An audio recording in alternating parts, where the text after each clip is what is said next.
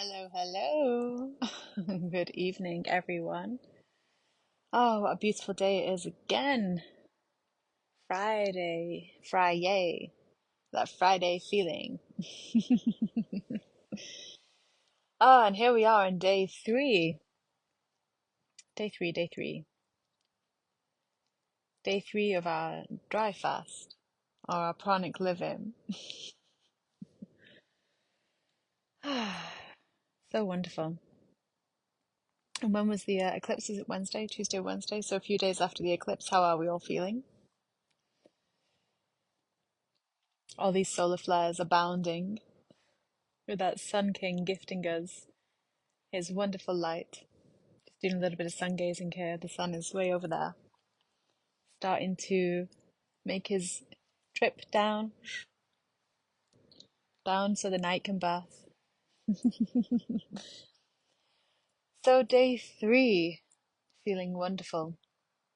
Saw a friend today, and she was saying, she offered me a drink, and I was like, oh no, thank you, I'm dry fasting right now. She went, what? So no food and no water? I was like, that's right. No food, no water. She's like, how is your complexion so clear? How are you so full of energy? I'm like, well, when the body is empty of external influence, as most as it can be, as best as it can be, and you are nourishing yourself properly, and this is the key, because if you don't nourish yourself, any being that starves themselves will perish, right? So you need to nourish yourself. So what is that nourishment when you are in breatharian beginnings? That nourishment is through the sun in sun gaze. That nourishment is through moving the body. The body loves to move. The body doesn't really get tired, it loves to move. It's just the thought that's in the body that determines how we feel, right? So the body loves to move. Qigong, Tai Chi, yoga, even a little bit more strenuous activity is always good as well. Do Qigong every day, patting the body, tapping the body, waking the body up. Last night I got to do some Tai Chi, which was really fun. And today I've been out all day. And for some, they'll be like, how? How are you doing that? And I tend to tell people that it's usually, got a hair in my mouth. It's usually day two, which is the hardest if you're doing 3.5 days. Day two, at the end of day two, gets quite hard because at that point the body is really starting to kind of knock off the cells that don't serve, eat itself essentially, and propagate the healthy cells. So it's quite interesting because I think at the end of day two, you can get a little bit kind of like, ooh, the ego goes, oh, shall I start eating or shall I start drinking now? So as long as you're prepared for that. I was so full of energy last night. I was like, oh my God, I can't sleep. I've got too much energy. I need to do more activity, burn it through a little bit. So tonight I am just relaxing a little after being out all day and thinking a little bit about the refeeding process. And this is always something really fun to talk about. So tomorrow at noon, when I break the dry fast with some very gentle sips of coconut water and carrot juice. Coconut water is probably going to be the thing here. Refeeding after 3.5 days is quite a specific thing. You have to be really careful. And this is why the more that you practice this, the easier it gets. Because the first time that you practice any type of dry fast, you're kind of going, oh my God, all your cravings are going. You're like, oh, I want a burger, I want a pizza, I could eat anything. But really, that's not healthy. That's the parasites talking. The parasites in the gut.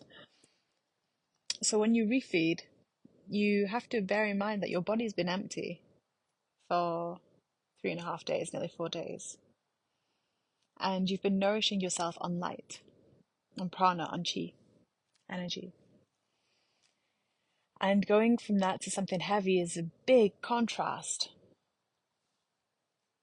So you start by sips, gentle sips of either a very clean water or living water, such as Watermelon might be nice. Coconut water is also good.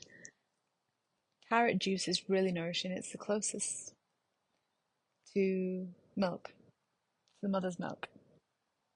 No, definitely no gulping, Isabella. Yeah, not unless you want to have some stomach cramps. No gulping. Some gentle sips on a short glass, and that'll take you through like the first hour, and then when your body gets used to it, you can probably speed it up a little bit. Everyone each their own, you know? Um, there have been times where I've like sped up a refeeding process. But it's quite hard on the body, in all honesty, if you do that. I have done that before because I had like social commitments a few days later. I'm like, oh, I need to get to solid foods again really quite quickly. But no, ideally you're going back and forth. You're helping your body remember its innate wisdom, its innate technology. You know, you're helping your body remember. And you help your body remember through practice and through discipline and through building the will and building the memory, you know. Just one moment here. There we go. And it's really quite wonderful. It's so funny because literally I was with this friend and she was so conscious about drinking a glass of water in front of me. I was like, don't worry about it, you go for it, you enjoy it. Oh gosh, you enjoy that water. It looks delicious. I can smell it. I can smell the water because your senses get very, very refined. And your ability to regulate yourself emotionally, mentally, things like that.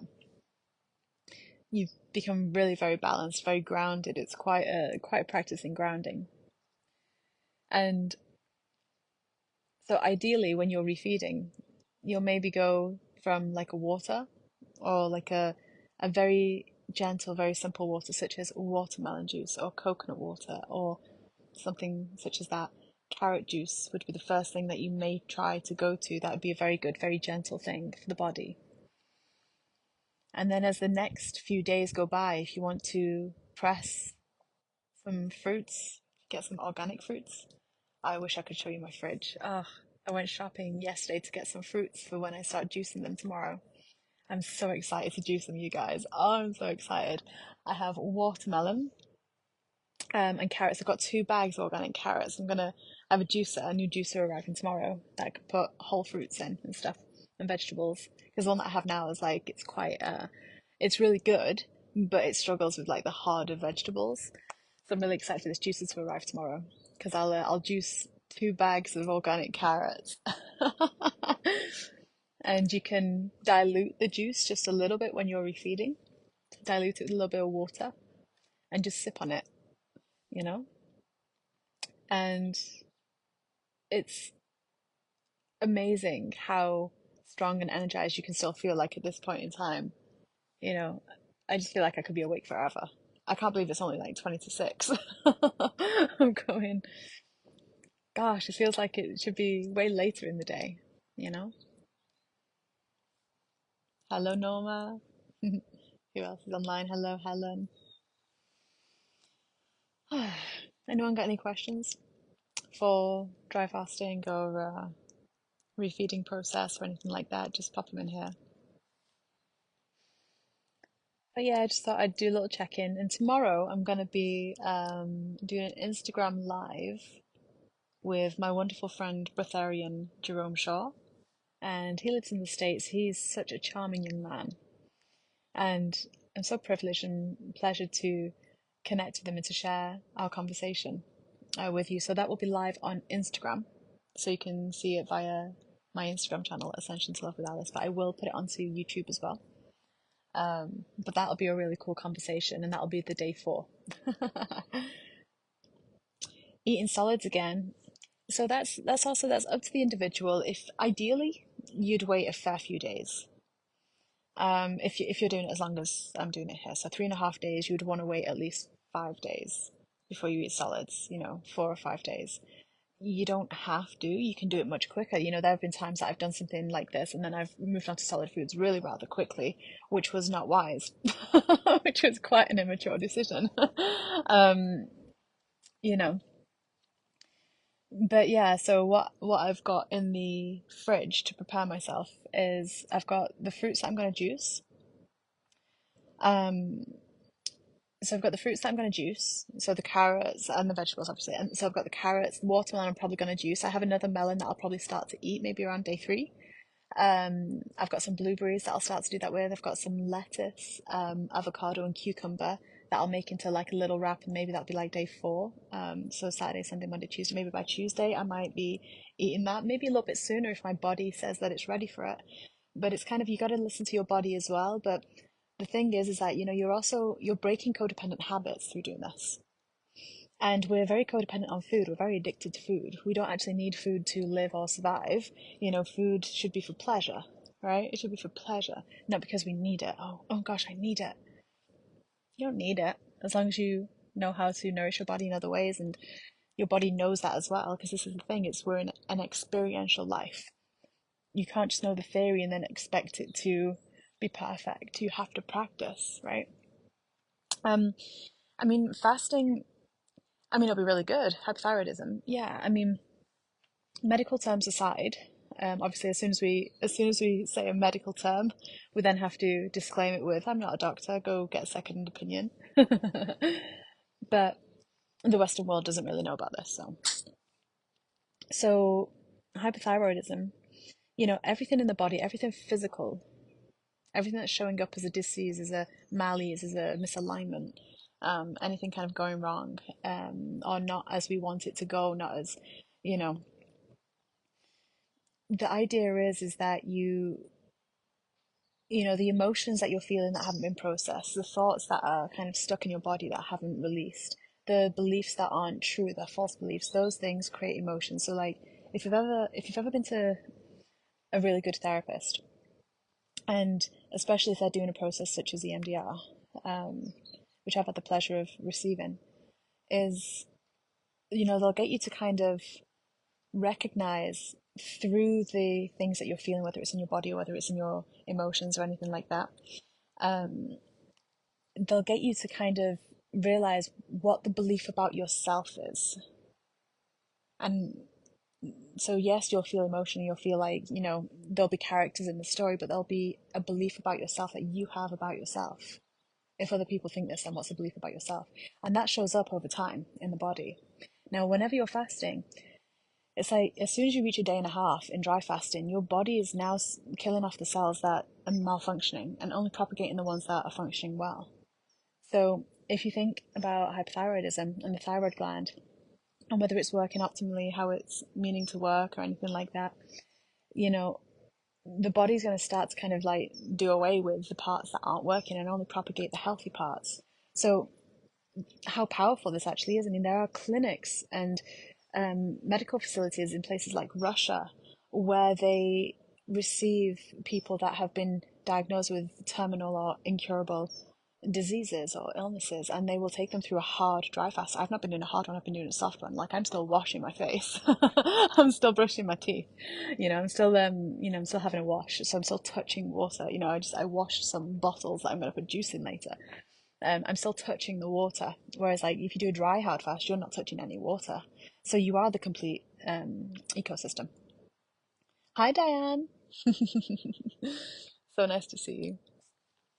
Um, Anyway, so I'm going to answer all these other questions as well. So Norm, I'm going to get to you, and Isabel, I'm going to get to you as well. But just to kind of finish off on this thread here, anything medical, like if you fast long enough, the body's going to heal itself anyway. But the thing is that you have to do it in a way that you are supported as well. So if you don't have others around you, like every time, this is the first time I've really done it on my, well, maybe second time. I did it last year as well. Um, yeah, yeah, absolutely. It gets rid of the faulty cells. Yeah. And it's incredible because like if you do like a day and if you do 3 days dry fasting, that's like 2 weeks water fasting, right? And the more that you do it, the more that your body it knows what you're going to be doing, so it will regulate itself quicker. Like for example, like my lips are quite dry, my got a little bit of dry mouth going on. That kind of comes every day, but not always. Just some points in the day, my mouth will get a little bit dry, and it's doing that because I don't do this enough. right? For it to know, oh, okay, I don't need to make the mouth dry, because that's the way that the body speaks to us and says, hey, I'm thirsty, give me a drink. But the body is remembering, actually, I have all the water inside me already. I just need to become a lot more autonomous. So the body is remembering, and the more we practice this, the more consistently you do, maybe like uh, a day dry fast, like every week. Like Dr. Mindy, we spoke about her on the first day. Dr. Mindy is a great resource. She's on social media, and she talks about the benefits of 24-hour dry fasting. She does it every Monday, and it's fantastic. It really, really is. So you can follow her for more scientific facts and stuff. I'm just speaking from experience, but I'm going to just scroll up to some of these questions. So I've done the when do you eat solids again. So this is what's really interesting about solid food. Do you get constipation? No, I mean, some people will do for sure if they're not doing it properly. Like, you got to realize that the body is made up primarily of water, right? So it's got 72% water, 70 and 80 between there. And if the foods that you're eating, if they are not to the same consistency, which in the West we're not, there's a lot of bread, a lot of starches, a lot of carby things, pizzas, burgers, even roast dinner, you're looking at like, meat and Yorkshire pudding and potatoes, then you've got some vegetables on the side, but a lot of that is out of balance with the amount of water that you need in your body. So the thing is that there is a scale, and you can look at this. I forget what the book's called, but if you research it, there's a scale of where the food of food and how much mucus needs to be produced to digest that food. So you have at the very minimal scale, the minimal end of the scale, you have nuts and fruits, right? Nuts and fruits need the least amount of mucus from your body to digest it and to move it through you. On the opposite end, you have meat, right? You have meat and glutens and grain. You also have tofu. Interesting, hey? Um, and then in the middle, you have, your vegetables and things like that. But there's a scale. So the more that you're eating foods such as meats or anything that's made with flour or grain or anything like that, the more liquid you need to drink to help your body because the water balance is out, you know? Um, so people probably will get constipation if they go straight to solid foods because the body is at that point you've not done it right. You're succumbing to the ego and you're succumbing to the essentially to the psychological reason as to why you eat because it really is all psychological eating. We form a connection with food, and we put our emotion into it. Every food, even meal, breakfast, lunch, and dinner. Breakfast, dinner, and tea, however you say it. I'm not too interested in food, to be honest, but if I fasted, I wouldn't want to lose weight. I've been thinking of trying it though. You should try it because the thing is that it's not necessarily that you'll lose weight. Weight is very ambiguous. Weight is really ambiguous because the thing is that you can weigh 50, like, well, you can weigh 70 kilos, right? Or 10 stone or something, like, you can, whatever it is. They're obviously not the same thing. I'm just trying to speak to everyone's language, but let's just talk in kilos for ease of numbers. Let's say you weigh 70 kilos and you're pretty happy with that 70 kilos. You've got a slender, slim figure. But what if most of that weight, what if it wasn't actually healthy weight? What if it wasn't actually like muscle and bone and sinew? What if it was more fatty energy, like fatty weight? Which can happen. You can have a lot of fat around the organs, you can have a lot of fat inside you. You can be skinny but still have a lot of fat within, right? And in this case, whenever you're fasting, the body's getting rid of that which is surplus, that which it doesn't need. So then, some people will naturally lose weight, like just in the clearing out my intestines, just in literally cleansing my body before I dry fasted, I dropped 5 kilos. That's how much we store in our intestines and our colon. We don't realize, but that's where all the weight is. It's in your intestines, your small intestine, large intestine, colon. It's stored there, it's stuck, and it's never clear, really. It's never really clear. And I did a Shankarprakshalana, which is a yogic saltwater cleanse before doing this, and it's really interesting because I know that there'll still be stuff in the intestines, but 5 kilos must have come out at some point because from Sunday through to Wednesday, 5 kilos had dropped on the scales. So that is going to shift. But instead of looking at it as weight, because that's going to come back as soon as I start eating and drinking again, right? But instead of looking at it as weight and not wanting to lose weight, think about how you want your body to feel and how you want it to perform. And if you have the intention, if you're telling your body, I want you to take the most optimum shape, size, constitution, your body's going to listen. Your body is going to listen. I have breatharian friends who, now one of them's in London, yogini, breatharian yogini. Um, and that's essentially that's one of the things that she would say to her body.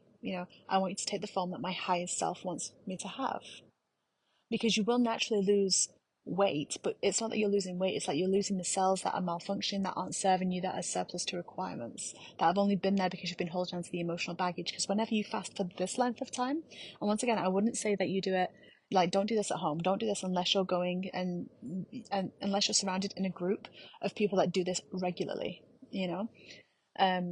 So if you're trying it and you want to try it, do a day. Do a day. That's good. That's really good. That's better than good. You do that, you'll notice a health benefit immediately, you know. But yeah, anyway,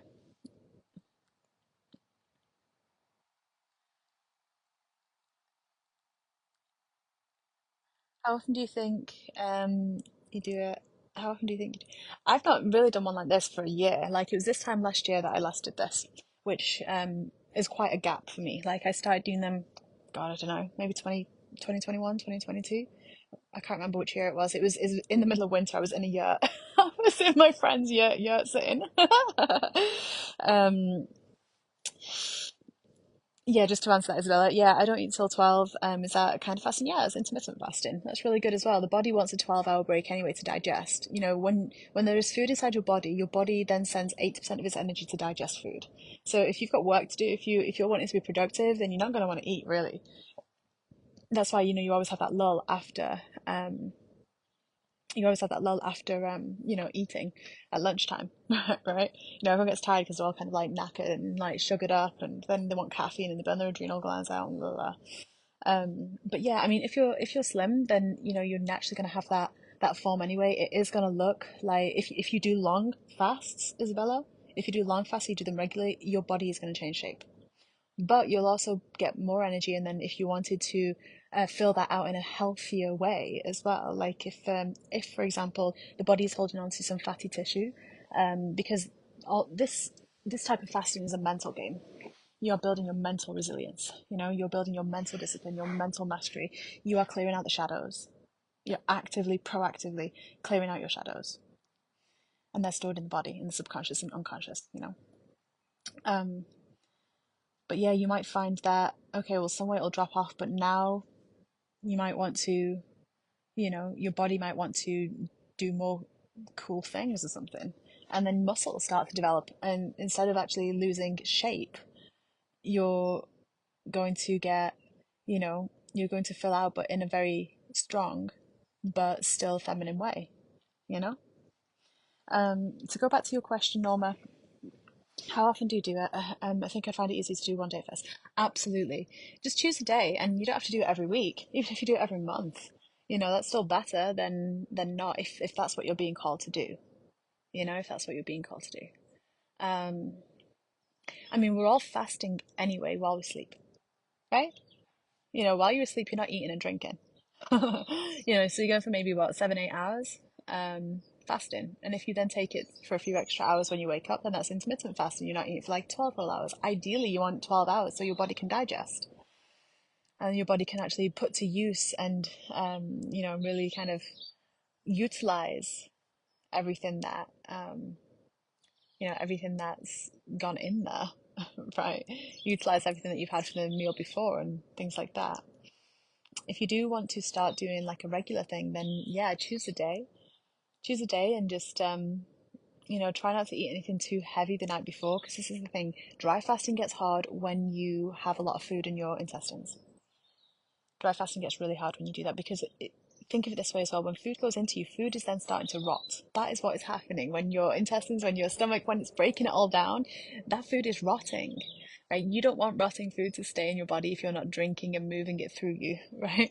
So one day, no problem. Yeah, but if you do, if at any point you do longer, you want to make sure that your intestines are clear. So there's quite a science and there's quite a practicality to how you prepare. And you only do a longer one from love and compassion for self. Like you can't do it because you want to lose weight or because you want to change this or change that. You have to do it from deep compassion, deep love for yourself, deep grace for yourself. And that can be the hardest thing, because you will come across healing crisis. Your body will go into healing crisis. Like the first time I did this, oh my gosh, I had an asthma attack the first time I did this. I've always had a lot of lung issues. And so the first time I did this, it was middle of winter. I was in a yurt sitting, a beautiful yurt. Um, but I found it really hard. I didn't prepare properly. I still had a lot of food inside me, which then, it's releasing toxins, right? So that's going to make it harder. You're going to get headaches and stuff if that's the case.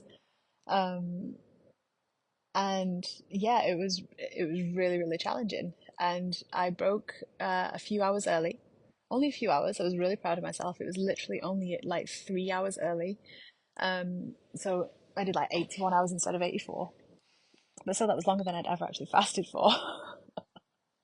um, and I got to that point because I was having an asthma attack and I couldn't regulate it. So my body was having a healing crisis. It was trying to heal the lungs. And when the body is trying to heal, it kind of like it's gonna talk to you. And the challenge is that you gotta know, you gotta trust and you gotta know. And you have to know that you're gonna be okay. You have to know that this too shall pass. But you also have to tell the body that, hey, it's all okay. I know there's some stuff coming up and it's just emotion, right? Anything physical starts with emotion. So you've got emotion trying to clear here. What's trying to clear? But what I am going to tell you is really, really cool is that when you do start to eat or drink again, oh, I can't even describe the exquisite, blissful deliciousness of the things that you connect with, and it's literally like you can feel every cell of whatever it is. So I remember this one time I think it was on a solstice like the year before last. I had a nibble, just a nibble of a strawberry, after I'd broken my dry fast, and it was only like an hour or so after, and there was some just delicious looking strawberries in the fridge, and I was like, I'm gonna have one. I'm gonna have one. I'm just gonna see. I'm gonna see how my body responds. So I'm gonna have one. And fruits are much easier to consume, like solids. Fruits are much easier than having vegetables, in my opinion. This is the higher water content, and it's living water. And the water is alive in a fruit. So when you juice a fresh fruit, it is alive. That is cleaner than any water that you're going to get anywhere else. The water is living in fruits. So I remember I was like going, and as soon as like literally I could feel the strawberry come close to my mouth, it was like it was this explosion of absolute just incredibleness. Like I could feel every cell of me could feel that strawberry, like every cell, and it was really cool. It was really, really cool. Every part of me could feel it, and I could feel every part of that strawberry. It's hard to describe, and you won't be able to get it until you actually go through it, but it's really cool. But yeah, anyway, so tomorrow at noon. So what's that? We're at 6 o'clock now. So not far at all, like 18 hours, right? 18 more hours and like 8 of that's going to be sleep if I sleep the whole way through. Um, so yes, got some good sleep ahead, got some good times ahead, and I look forward to breaking this fast. I'm really enjoying it right now, though, to be fair. It's one of those where like you have these moments where it's just like so easy, so like blissful that you're just like, oh my God, I could do it all over again. I could do another 3.5 days. And I'm like, no, actually, I've got visitors coming soon and I'm going to have to go out for meals with them. I'm not going to have to, but I get to. And I want to be able to, actually enjoy myself with them. So, okay, I need to get back to solid foods, within a week. So, yeah. I'm just looking at the birds dancing under the sunlight. Not seen a robin for a while. I've got a little robin dancing just here. Anyway, I'm going to send you all so much love and thank you for being here live. And I'll see you tomorrow. I'll be on Instagram tomorrow and then I'll post it on YouTube. So it won't be on Facebook here, it'll be on Instagram. So you can go to Ascension to Love with Alice on Instagram. Okay. Bye for now.